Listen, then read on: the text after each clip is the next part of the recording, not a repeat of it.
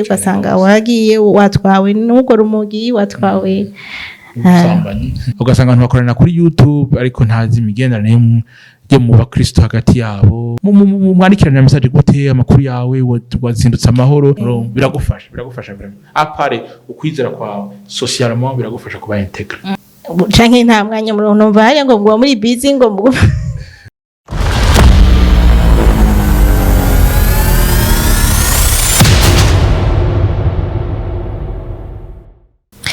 bakunzi ba Axia Vibes TV iteka ryawe iteka ryanje iteka ryacu Vibes TV ukwemera kuvyara ubuzima ndabaramukije ndabifuriza ikaze muri iki kiganiro tugire kuri no munsi nkuko mubimenyereye tukama tubagirira ibiganiro vyiza bifise intumbero yo gukuza iteka n'ubuzima umuntu wese adukurikira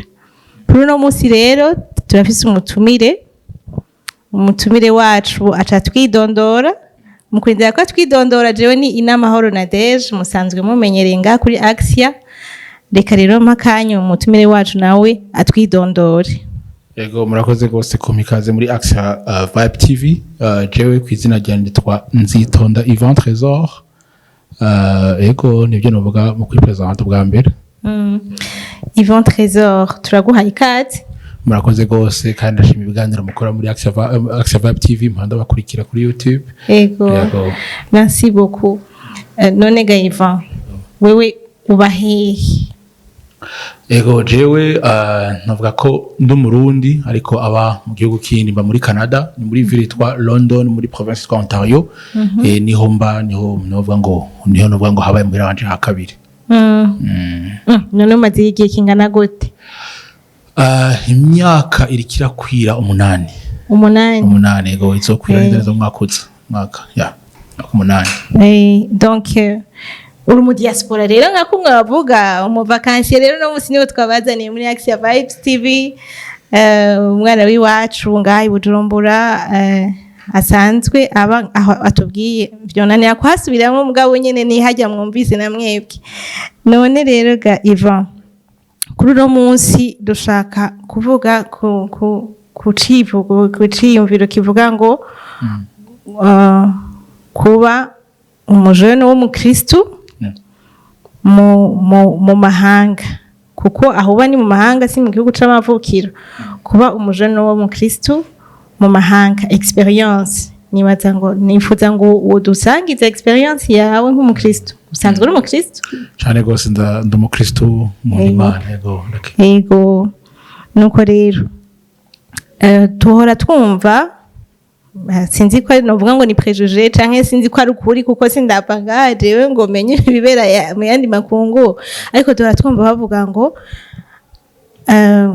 Buraya bafumbuzi Buraya harimo na hariya muri Amerika za Canada ngo ntibasenga ngo abantu ntibakivuga Imana ngo ugwaruka rwabo bamwe bose bagira ivyabo byo biyumvira nibyo bashaka atagukorera Imana canke kubaha Imana birimo none ga Eva uko maze kujayo uremeranya n'ibyo bavuga by'ukuri ko umujene hariya muri biriya bihugu canke naho utobura umujene ukaba hariya muri biriya bihugu bisigura ko udasenga utubaha Imana canke ngo uyikorere? Ego urakoze gose kuri ico kibazo uvuga ngo ni ikintu muri myaka 8 maze n'ikintu uvuga ngo naragwanya cyo ko canke twarahuye kuko nkuko babivuze ikintu uvuga gatoyi ko batarashobora gushika hariya nuko societe ko nibaza canke ukuntu mubano abantu bubatse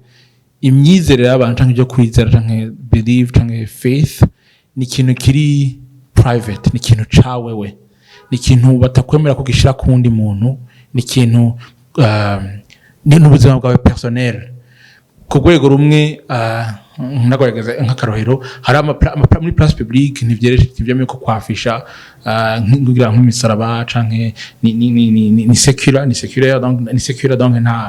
nta ubukristo nta sikintu numva ngo ni partie imwe mu yindi kuko hari abamusulman hari abahindu hari abate hari abantu batizera hari abandi nabo nuvuga ngo ni bayita ngo majorité ihoze ariko barizera ariko ntibagomba kuba public rero kuri ico kibazo bajije yuko biroroha ko mu Kristo nuvuga ngo rapport à experience navuga ngo ntibyoroshe kuko wavukuriye muri no kibanza ngahe Burundi mu societe kiri Burundi aho navuga ngo muhira kwishuri mu kazi mu kibano muri quartier usanga navuga ngo gusenga canke ama activité yo gusenga usanga ari accessible canke ari aboneka ko bwinshi birakorohera ngaha anye ku rwego rumwe ugeze hari yanye niwe wiyempika sawa ukikuje bagupusa sawa ukikuje bagutwara ariko ni wewe ngo decision personnelle uyijana kurondera ego urakoze numva ndahamenye nibyo ntarinzi kuko je mbona mengo iwacu umusaraba canke iki ahantu hose ku rwego rw'igihugu baraduhimiriza kuja mu gikorane kugira nte nibwo buzima tuba tubayemo nyene kandi ukabona umengo utabijamwe aho utaje gusenga abari nka marginal novuga none wewe ukijayo byakugendeye gute kugira ngo uranka uje gusengera canke uhitemo ugira iyo shwa wavuze ko ni decision personnelle kugira ngo uje gusenga aho hantu bo none byakugendeye gute ego excuse kuri experience personnelle novuga ngo igihe nagendayo nari navuye no nasenga mu bakizwa hama nshitse hariya sinari bwamenyere kuko hari harubwo kuvuga ngo hari ama eglise bakizwa y'installé kera aba baptiste aba pentecôtiste ni byinshi ariko sinari bwamenyere kandi wasanga n'abantu tutamenyeranye ariko famille nashikiyemwo barabakatolika kandi nakuriye muri famille y'abakatolika hama tugishikayo gusenga ntivyari byoroshe ntihore kuronkana uvuga ati ngo ngiye ngaha ngo ninjiye bwa mbere atanu tamenyere hama ngishikayo rero kugira ngo sintakaze iyo migenderanire nari ifise n'Imana canke no mu nzu y'Imana kubana n'abandi bantu byantumye nja muri ntuze iyo famille tukana gusenga hamwe yari ntuze yari petite congrégation y'abakatolike yari kwishuri gucyanye niba francophone muri partie anglophone aho mba hari yani donc nibo natanguye gusenga hamwe ndashima kuko namaze higi kinini ndasenga aho ntamenyera handi masengero ndashima kuko uwo mwanya niho namenyeye n'abagenzi benshi niho nanonse inshuti kandi n'inshuti dukomeye tugena gose ariko ubu nanonse indi shengero ariko ifare ko ndonka ahantu sengera iminsi ya mbere kugira ngo sintakaze nuvuga ngo ubukristo bwanje ego uravuze ikintu gihambaye ko ngaho wasengera mu aporoti ariko umaze kugenda kuko hari amashengero atandukanye y'abaporoti utari bwamenye utari bwabone ukuntu byogenda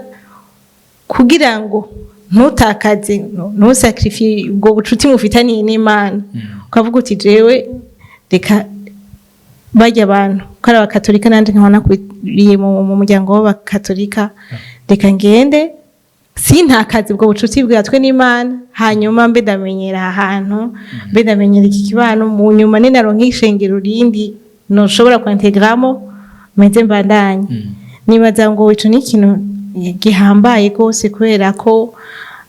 kumbure buri ya interval uvuze ngo umwanya munini sinzi ukuntu ngana kumbure buri ya interval wari gushobora gutakariramo mbega rero abahora batakara none bagiye bagatakaza ukwemera kwabo niko nshatse kuvuga ego cyane gose kandi niyo vuga ngo ni nka fleo ni kibazo muri societe actuelle abantu kenshi baratakaza kwizera bivanye nuko ngira ngo yakuriye ahantu umuvyeyi ambwira ati tugende gusenga mu partenaire ambwira ati tugende mu gagaro tugende gusenga ugasanga wamugena muri iyo groupe hari ahantu shika rero hari hawe nyene biroroka gose gutakara abantu benshi usanga bavuye ngaho abantu bakomeye gose bakorera Imana gose ugasanga barabihevye canke bigire mu bindi bintu canke kubera nakazi yatengura nkakazi ugasanga akora dimanche akora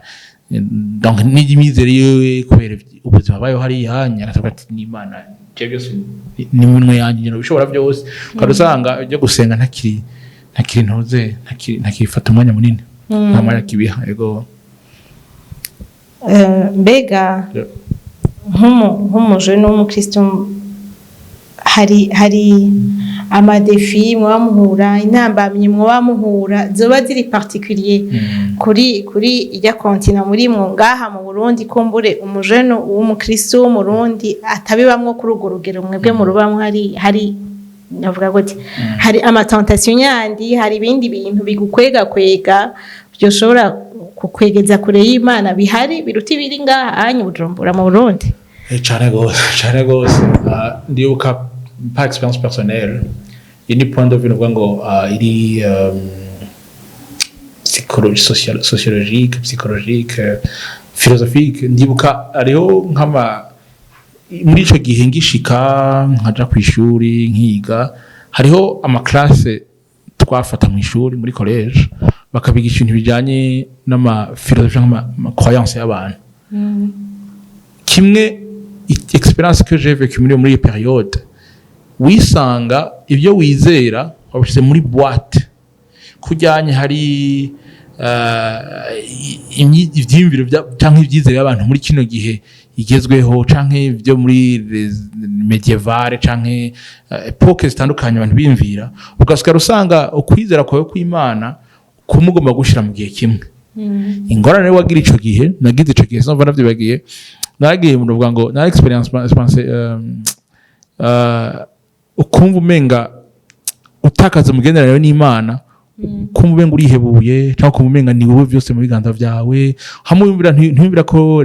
muconza ngo providence Imana ikurinda Imana ikuzigama Imana iguhezagira Imana ikugwanirira ukabona umenga byose mu biganza byawe byose biri mu nkomezi zawe byose ni wewe rugatwe kawe iyo ni point de vue yindimwe donc byawago byaciye byaratumye rero nshobora ngo baperturbe mu kwizera kwanje iyindi ikindi ngo carambaye ko ni kwibana wenyene ku buryo umwe kuko usanga hari yatwibana kuko ntukiba muri famille uribana wenyene usinzu yawe canke ubana n'abandi barume cyangwa musangi inzu ugasanga ni basimico itandukanye nk'ubuje natwe abanye n'abantu bava muri Aziya muri Nigeria muri Europe hakugwego urumva umwe wese afite uko abona ibintu kandi asimico itandukanye ibintu hari ibintu batoreha udatoreha canke iyo utari badatoreha ugasanga rero ugasanga bagutwara mu bintu byinshi ibintu nyine bivuga ngo bitari vyiza imico itandukanye nuvuga ngo nicyo n'ikindi kintu donc question influence y'imico ikindi kintu nuvuga ngo campaye kuba umuntu determiné kuba aware cyangwa kumenya yuko des influences ziri handi yawe zigomba gukwega handi kuba conscient ko ari influence tegezwa kuba maso cyane gose kumenya yuko twari nizo gati ngo harija muri Bibiliya ngo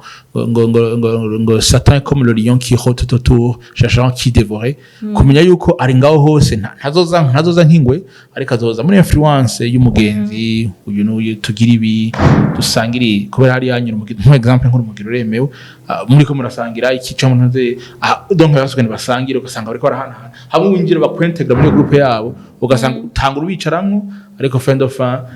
bariko barasangira baraguhaye ko nawe ukisanga watanguye ari bisanzwe ariko au bout de 5-10 ans personne ne sait aho bigushaka gutwara yes ego uravuze yuko ama philosophie bagiriga les différents modes de pensée zagiye ziragenga ama ibihe bitandukanye by'iyisi yes uko uvyiga mu ishuri hari igihe byashatse kuguhungabanya mu kwemera kwawe no kuba ubana n'abantu batandukanye biyumvira ugutandukanye bafise imico itandukanye navyo nyene ko ari igihe usanga c'est une richesse en soi kuba ubana n'abandi bantu dans un milieu multiculturel c'est une richesse ariko bigasaba kuba maso wewe ukaguma uzi ico ushaka naho ushaka gushika ibyo nibaza ngo sinzi novuga ngo bisaba maturité bavuga maturité bisaba kuba ukuze mu mutwe ukabukuze no muri ubuye bwenderanire namwe n'Imana kugira ngo ugumuzi neza ngo naho ndi kumwe n'aba bantu ntidufise la même destination sivyo kumbure bo bariko babaho ubuzima bwo ngaha kuri ino si gusa ntibizeye ko tuzoba mu bundi buzima mw'ijuru kumwe na Kristo yadukunze ukaca usanga rero nawe ugiye gutwagwa wavuze iyo verse yo muri Bibiliya nanje novuga nti hariho indi verse ivuga ngo ne vous y trompez pas les mauvaises compagnies corrompent les bonnes mœurs naho wowe ufise imigenzo myiza gute ugendana n'abantu bari mu migenzo mibi bagendera mu ngeso mbi uko uzoguma uba frekanta birashobora kuafekta nawe iyo ngeso nziza zawe ugasanga waragiye nawe buke buke nk'uko bavuze ugasanga waragiye watwawe n'ubwo rumogi watwawe n'ubusambanyi n'ibindi byinshi kumbure tutoshobora no kwimagina turi ngaha sur le sol buhonde ariko hariya biriyo kandi bibera ku mugaragaro kandi utabigira aho gumenguri wewe ufise ikibazo none ga Eva numva umengo uravuze amadefi muhura nk'umujene w'umukristo kandi nibaza ngo no ngaha Burundi nibaza ko mu rugendo rw'umukristo wari we wese uko abo mubana naho twese tuvuga ngo turagenda gusenga turagenda mu misa nibaza ngo hari igihe usanga umwe hari urugerageze ko hariho ibintu yahevye kubera ko yitirirwa Kristo uwundi kumbura atarashikirwa urugero rwo guheba ico canke kiriya none umukristo novuga gute uco wohanura wewe ugwaruka rukurikira Kristo canke ugwaruka rukurikira Kristo rukorera Imana kwamvisaje kuzoja mu mahanga canke gwamaze no gushikayo ariko no musi bari muri iyo fazi yo guhungabana mu kwemera kwabo kubera ivyo bashikiyemwo hariya kumbura ivyo babona hirya no hino yabo wowe wahanura iki impanuro nobaha nimwe simwe gusa ariko impanuro numva ngomba ku highlight nje kuvuga gose nuko ukigera hariya nukuri nk'umuntu yubagiye mu minsi heze canke amaze ikinini canke yitegura kugenda nukuri uzohura n'abantu akubwira byinshi uzohura n'ibintu byinshi uzohura n'ibintu bikwereka yuko vyose urabishoboye vyose uravyemerewe vyose hajya mu bibango byose ngo turavyemerera ko byose bitikira ikimazi byose uravyemerewe hose uremerewe kuhaja abantu bintu zakwemereye kubikora ariko si byose bizogira ikimazi kuko urashobora kuba ufite ikimazi cy'uwo mwanya napaye ikimazi ariko kunezerwa k'uwo mwanya muri uwo mwanya murimwo ariko nuvuga ngo for the long term canke long run ntawe ubizi iyo bizogutwara jewe nohanura n'ibiki ni experience y'imyaka 8 ndi mukumarayo no kuri je byarantunze kandi n'ubundi nawo bigerageza ugeze hari yanye nuvuga ngo urondere community y'abantu muvuga ngo gusa kwizera kumwe apana kandi hari ikindi kintu caje ubunya pre covid ca YouTube ugasanga abantu bakorana kuri YouTube ariko ntazi imigenderanire yo mu bakristo hagati yabo arakurikira umuntu kuri YouTube kandi birafasha abantu benshi n'abari barayivuyemo bakagaruka ariko ico nuvuga ngo kifisa kumumaro akamazi no kwegera ahantu usenga abantu mukomezanya abantu mwandikirana message gute amakuru yawe wazindutse amahoro uko hari yanye urashaka gusanga kubera utari mu isengero kisanga ubuzima bwawe wenyene hamwe ubunyakamwe ni ikindi kintu cishe societe hari yanye ariko ufite isengero hari yanye ahantu usenga abantu bati gute amakuru iminsi kutakiza gusenga uko tukibutakibona muri circulation rumva uko biragufasha kugira intunze donc kuronka ahantu usenga abantu mufashanye kwizera abantu mugendera imigenderanire ntiri perfect ariko birafasha kuba n'umuntu akurikira ati amakuru iminsi kuko kwisanga wenyene ni freo iri hari yanye kandi nuvuga ngo yishe abo hanze batizera kandi no mwishengero usanga babahuza bwa bonyene so like, kugira ngo ushobore ku noneho umuntu urava noneho handi umuntu akicimukira yo bunyine canka muze nukuri nyabo ufise umuntu mushaka kuba inshuti yawe canka umukibwira ati ntwara hano senga canke ntwara aho gusenga canke shira ningire muri ntuze mwisengero nawe utogomba gukorera Imana nawe utogomba kuba umuntu w'imbere ariko ubananye wingireyo kuko hari ikintu kimeze hari amasengero hari sens ya social bagishika urasanga abantu bagufasha mu ma démarche mu ma connexion mu buzi mu kwimpanuro biragufasha vraiment apare ukwizera kwa socialement biragufasha kuba integre ego biragufasha kuba integre nivyo kandi burya Imana yishaka yuko umuntu aba un être solitaire ntiri kunanirwa no kubigira ariko yashatse yuko umuntu avukira mu muryango hanyuma umuntu akagira ubucuti n'abandi l'homme est un être social niko batwigishije kandi niko biri rero iyo umuntu agiye kuba wenyene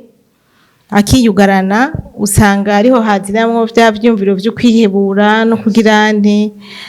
umuntu ntashaka kwibako wenyene ngo bikunde niko turemwe umuntu ategerezwa kugirana imigenderanire n'abandi